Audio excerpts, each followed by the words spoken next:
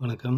8/4/2026 புதன்கிழமை இன்றைய ராசி பலன்களை பார்ப்போம். இன்றைய திதி இன்று மாலை 5:48 வரை, சஷ்டி, அதன் பின்பு சப்தமி. இன்றைய நட்சத்திரங்கள் இன்று அதிகாலை 4:54 வரை, கேட்டை, அதன் பின்பு மூலம். இன்றைய சந்திராஷ்டம நட்சத்திரங்கள் இன்று அதிகாலை 4:54 வரை, பரணி, அதன் பின்பு கிருத்திகை. கவனமாக இருக்க வேண்டிய ராசி ரிஷபராசி என்பர்கள். ரிஷபராசி என்பர்களே, இன்று ஒரு தீர்க்கமான முடிவுகள் எடுக்க முடியாமல் திணறுவீர்கள். எனவே எக்காரியத்தில் மிகுந்த விழிப்புணர்ச்சியுடன் செயல்படுவது நல்லது. ரிஷபராசி என்பர்களே, சந்திராஷ்டமம் தொடர்வதால் எவ்வித புது முயற்சியும் அறவே தவிர்க்கவும். வீண் விரயம் வீண் அலைச்சலை காட்டுகிறது. எனவே எதிலும் எச்சரிக்கை தேவை. மிதுனராசி என்பர்களே, இன்று தடைகளை தகர்த்தெறிந்து காரியங்களில் வெற்றி வரும் நாள். கடகராசி என்பர்களே, இன்று எடுக்கும் அனைத்து காரியங்களிலும் காரிய வெற்றி பெறுவீர்கள். மன நிம்மதியான நாளாக இன்று இருக்கும். சிம்மராசி என்பர்களே, இன்று பூர்வீக சொத்துக்களை வாங்க விற்க ஏற்ற நாள். மற்றவர்களுடன் வாக்குவாதங்களை மட்டும் தவிர்ப்பது நல்லது.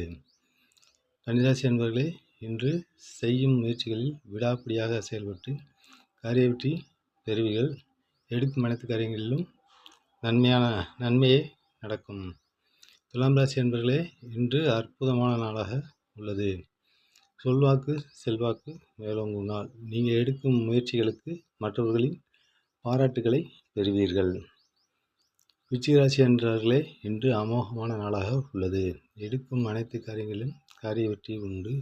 இன்று சொல்வன்மை பளிச்சிடும் நாள். வரவேண்டிய தகவல்கள் வந்து சேரும்.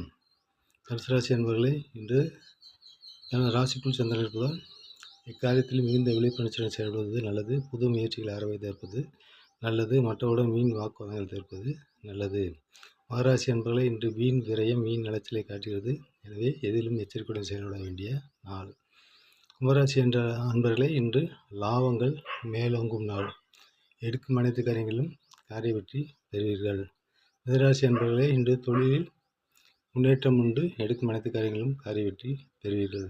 வணக்கம். வீட்டு பண்ணுங்கள். நம்ம சேனலில் ஃபாலோ பண்ணுங்கள். சப்ஸ்கிரைப் பண்ணுங்கள். அப்போ தான் வீடியோ உங்களுக்கு உடனுக்குடன் கிடைக்கும். நன்றி, வணக்கம். மற்ற பதிவில் சந்திப்போம்.